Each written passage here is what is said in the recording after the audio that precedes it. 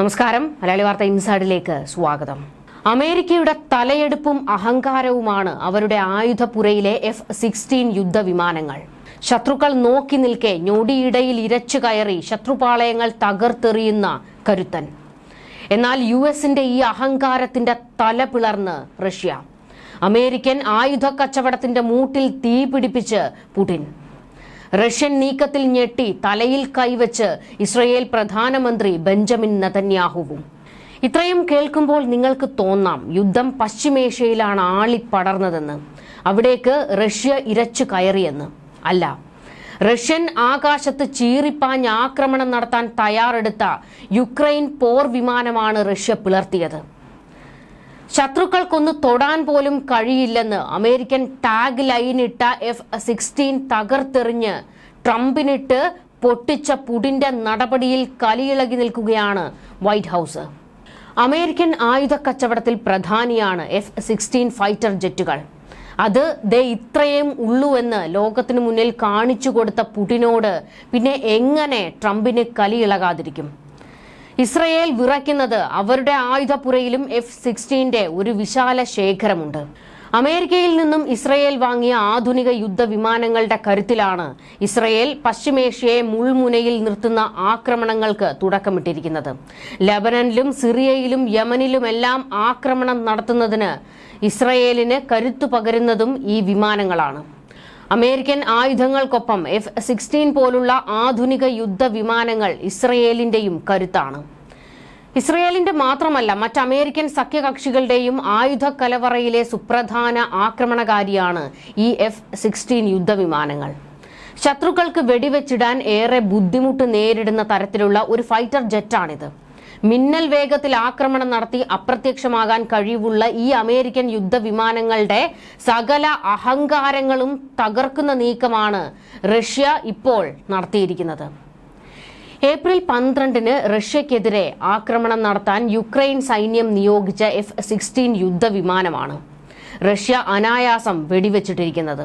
ഇതോടെ റഷ്യയുമായുള്ള സംഘർഷത്തിൽ നഷ്ടപ്പെട്ട F-16 യുദ്ധവിമാനങ്ങളുടെ എണ്ണം 2ആയി.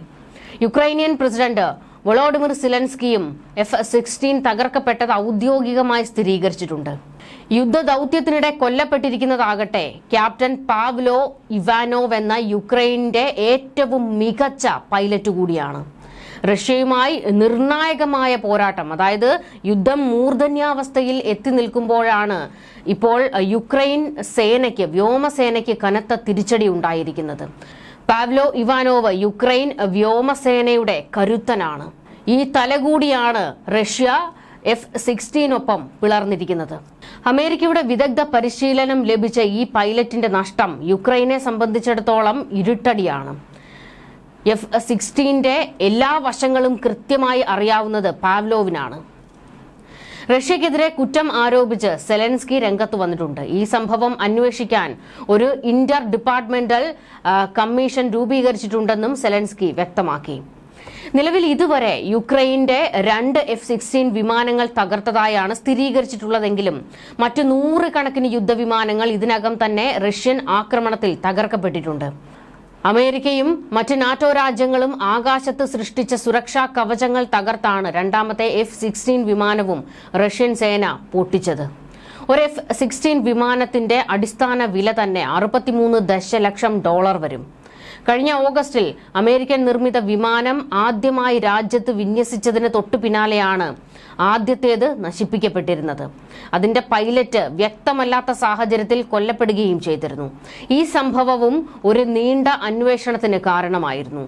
ഇതിന്റെ യഥാർത്ഥ വസ്തുതയും ഇതുവരെ യുക്രൈനോ അമേരിക്കയ്ക്കോ കണ്ടുപിടിക്കാൻ കഴിഞ്ഞിട്ടില്ല എന്നാണ് വിവരങ്ങൾ. റഷ്യയുടെ സുഖോയ് 35വുമായി വ്യോമാക്രമണത്തിൽ മത്സരിക്കാൻ അമേരിക്കയുടെ F-16 കഴിയില്ലെന്നത് ഒരിക്കൽ കൂടി ലോകത്തിനു മുന്നിൽ ഇപ്പോൾ തെളിഞ്ഞിരിക്കുകയാണെന്ന് റഷ്യൻ അധികൃതർ വ്യക്തമാക്കിയിരിക്കുന്നത്. ഇതോടെ ലോക ആയുധ വിപണിയിൽ F-16 ഡിമാൻഡാണ് ഇടിയുന്നത്. എന്നാൽ ഈ വിമാനങ്ങൾ വാങ്ങിക്കൂട്ടിയ അമേരിക്കൻ സഖ്യകക്ഷികളും ഇപ്പോൾ വലിയ ആശങ്കയിലാണ്. F-16 റഷ്യൻ ഫൈറ്റർ ജെറ്റുമായി മത്സരിക്കാൻ പരിമിതിയുണ്ടെന്നാണ് യുക്രൈനിയൻ വ്യോമസേനാ വക്താവ് യൂറി ഇഗ്നാറ്റ് തന്നെ മുൻപ് തുറന്നു പറഞ്ഞിരുന്നത്. ഇതും അമേരിക്കയ്ക്ക് നാണക്കേടുണ്ടാക്കിയ സംഭവമായിരുന്നു. ഈ പ്രതികരണം വന്ന് ഒരു മാസത്തിന് ശേഷമാണ് ഇപ്പോൾ രണ്ടാമത്തെ F-16 റഷ്യ വെടിവെച്ചിട്ടിരിക്കുന്നത്. വ്യോമയുദ്ധത്തിൽ യുക്രൈന്റെ കൈവശമുള്ള അമേരിക്കൻ യുദ്ധവിമാനങ്ങൾക്ക് നേരിട്ട് മത്സരിക്കാൻ കഴിയില്ല. സുഖോയ് 35 പിടിച്ചു നിൽക്കാൻ അമേരിക്കയുടെ F-16 കഴിയില്ല. ഇതായിരുന്നു അന്ന് ഇഗ്നാറ്റ് തുറന്നടിച്ചിരുന്നത്.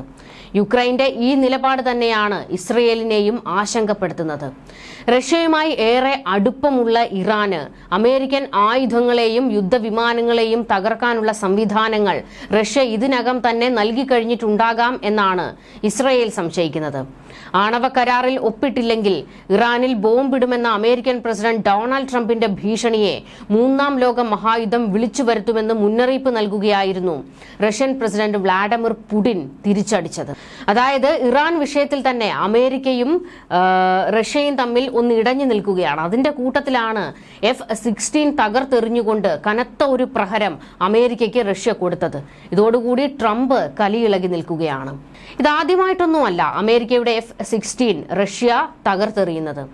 അമേരിക്കൻ പ്രസിഡന്റായി ഡൊണാൾഡ് ട്രംപ് ചുമതല ഏറ്റെടുക്കുന്നതിന് മുൻപ് തന്നെ അമേരിക്കൻ സൈനിക സഖ്യത്തിന് പ്രഹരമേൽപ്പിച്ചിരുന്നു റഷ്യൻ സൈന്യം. നാറ്റോയുടെ F-16 യുദ്ധവിമാനത്തിന്റെ പ്രധാന പരിശീലക പൈലറ്റിനെയാണ് യുക്രൈന്റെ മണ്ണിൽ വെച്ച് റഷ്യ അന്ന് വകവരുത്തിയത്. മുൻപ് ഇതേ മണ്ണിൽ വെച്ച് F-16 വിമാനങ്ങളും റഷ്യൻ സൈന്യം നശിപ്പിച്ചിട്ടുണ്ട്.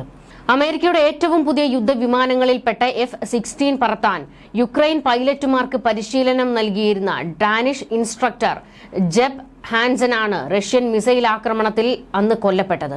ഇതോടെ യുക്രൈൻ ആയുധങ്ങൾ മാത്രമല്ല പരിശീലകരെയും അമേരിക്കയുടെ നേതൃത്വത്തിൽ നൽകുന്നുണ്ടെന്ന് റഷ്യ തിരിച്ചടിച്ചിരുന്നു. ഇത് വലിയ നാശത്തിനാണ് വഴിവെക്കുക എന്നും അന്ന് ബൈഡന് ഒരു മുന്നറിയിപ്പ് എന്നോണം പുടിൻ കൊടുത്തിരുന്നു. ഇങ്ങനെ യുക്രൈനെ സഹായിക്കാൻ എത്തിയ നാറ്റോ സഖ്യത്തിന്റെ അനവധി പരിശീലകർ യുക്രൈനിൽ വെച്ച് തന്നെ കൊല്ലപ്പെട്ടിട്ടുണ്ട്. റഷ്യക്കെതിരായ യുദ്ധത്തിന് യുക്രൈനിലേക്ക് നാറ്റോ സൈനികരെ അയക്കണമെന്ന ചില സഖ്യരാജ്യങ്ങളുടെ നിലപാടിനെ അമേരിക്ക എതിർക്കാൻ കാരണം തന്നെ വലിയ ആൾനാശം നേരിടേണ്ടി വരുമെന്ന തിരിച്ചറിവിലാണ്. അമേരിക്കയുടെ ഈ വാദത്തെ സാധൂകരിക്കുന്ന സംഭവമാണ് F-16 പരിശീലകന്റെ മരണത്തോടെ വീണ്ടും നടന്നത്. റഷ്യൻ ആക്രമണത്തിൽ കൊല്ലപ്പെട്ട ജെബ് ഹാൻസൺ F-16 ജെറ്റുകൾ പറത്തുന്നതിൽ വൈദഗ്ധ്യമുള്ള ആളായിരുന്നു. F-16 യുദ്ധവിമാനങ്ങൾ പ്രവർത്തിപ്പിക്കാൻ യുക്രൈൻ സൈന്യത്തിലെ 100 കണക്കിന് ആൾക്കാർക്ക് ജെബ് പരിശീലനം നൽകിയിട്ടുണ്ട് എന്നായിരുന്നു വിവരങ്ങൾ. റഷ്യൻ മാധ്യമങ്ങളും ഇത് ഏറെ പ്രാധാന്യത്തോടെ റിപ്പോർട്ട് ചെയ്യുകയും ചെയ്തിരുന്നു. അതേസമയം അമേരിക്കൻ സഖ്യകക്ഷിയായ ഡെൻമാർക്കോ റഷ്യൻ പ്രതിരോധ മന്ത്രാലയമോ ഇതേക്കുറിച്ച് ഔദ്യോഗികമായി പ്രതികരിച്ചിട്ടില്ല. യുക്രൈനിലേക്കുള്ള പാശ്ചാത്യ ആയുധ കയറ്റുമതി സംഘർഷം വ്യാപിപ്പിക്കുകയേ ഉള്ളൂവെന്നും F-16 ജെറ്റുകൾ എത്തിക്കുന്നത് ശത്രുതയുടെ വ്യാപ്തി വർദ്ധിപ്പിക്കുമെന്നും റഷ്യ ആവർത്തിച്ച് മുന്നറിയിപ്പ് കൊടുത്തുകൊണ്ടേയിരുന്നു. അമേരിക്കൻ പ്രസിഡന്റ് സ്ഥാനത്ത് ജോ ബൈഡൻ ആയാലും ട്രംപ് ആയാലും യുക്രൈൻ വിഷയത്തിൽ ഒരടി പിന്നോട്ട് പോകില്ല എന്ന് റഷ്യ ആദ്യം തന്നെ നിലപാട് സ്വീകരിച്ചിരുന്നു.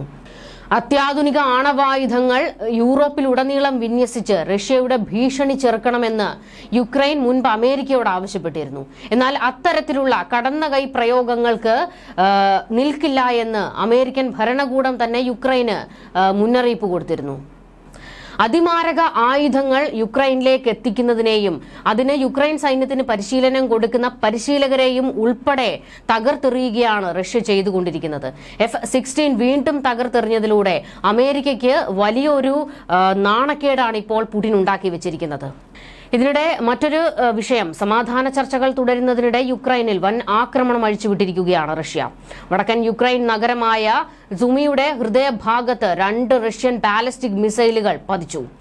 ഈ വർഷം യുക്രൈനിലുണ്ടായ ഏറ്റവും മാരകമായ ആക്രമണത്തിൽ 34 പേർ കൊല്ലപ്പെടുകയും 117 പേർക്ക് പരിക്കേൽക്കുകയും ചെയ്തുവെന്നാണ് വിവരങ്ങൾ. മരണസംഖ്യ ഇനിയും ഉയർന്നേക്കുമെന്ന റിപ്പോർട്ടുകൾ പുറത്തു വന്നിട്ടുണ്ട്. ആക്രമണം സംബന്ധിച്ച് മോസ്കോയ്ക്കെതിരെ അന്താരാഷ്ട്ര തലത്തിൽ കടുത്ത പ്രതികരണം വേണമെന്ന് യുക്രൈൻ പ്രസിഡന്റ് വൊളോഡിമിർ സെലൻസ്കി ആവശ്യപ്പെട്ടു. യുദ്ധം വേഗത്തിൽ അവസാനിപ്പിക്കാനുള്ള US പ്രസിഡന്റ് ഡൊണാൾഡ് ട്രംപിന്റെ നീക്കത്തിനിടയിലാണ് ഈ വലിയ ആക്രമണം യുക്രൈനിൽ അരങ്ങേറിയത് എന്നതാണ് ശ്രദ്ധേയമായ കാര്യം. സെലൻസ്കി സോഷ്യൽ മീഡിയയിൽ പങ്കുവച്ച വീഡിയോയിൽ പറയുന്നത്, നഗരവീതിയുടെ മധ്യത്തിൽ ഒരു തകർന്ന ബസ്സിനും കത്തിനശിച്ച കാറുകൾക്കും സമീപം മൃതദേഹങ്ങൾ ചിതറിക്കിടക്കുന്നത് വ്യക്തമായി കാണാമായിരുന്നു. സാധാരണക്കാരുടെ ജീവൻ അപഹരിക്കുന്ന നീചന്മാർക്ക് മാത്രമേ ഇങ്ങനെ പെരുമാറാൻ കഴിയൂ എന്ന് സെലൻസ്കി ഇതിനോട് പ്രതികരിച്ചത്.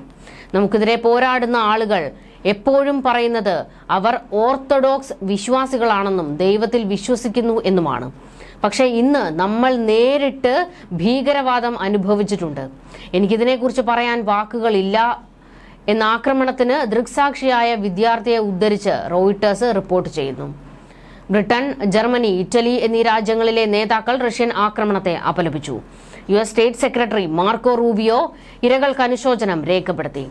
പ്രസിഡന്റ് ട്രംപും അദ്ദേഹത്തിന്റെ ഭരണകൂടവും ഈ യുദ്ധം അവസാനിപ്പിക്കാൻ ഇത്രയധികം സമയവും പരിശ്രമവും ചെലവഴിക്കുന്നതിന്റെ ദുരന്ത ഓർമ്മപ്പെടുത്തലാണ് ഈ ആക്രമണമെന്നും അദ്ദേഹം ചൂണ്ടിക്കാട്ടി. ന്യൂസ് ഡെസ്ക് മലയാളി വാർത്ത ഇൻസൈഡ്.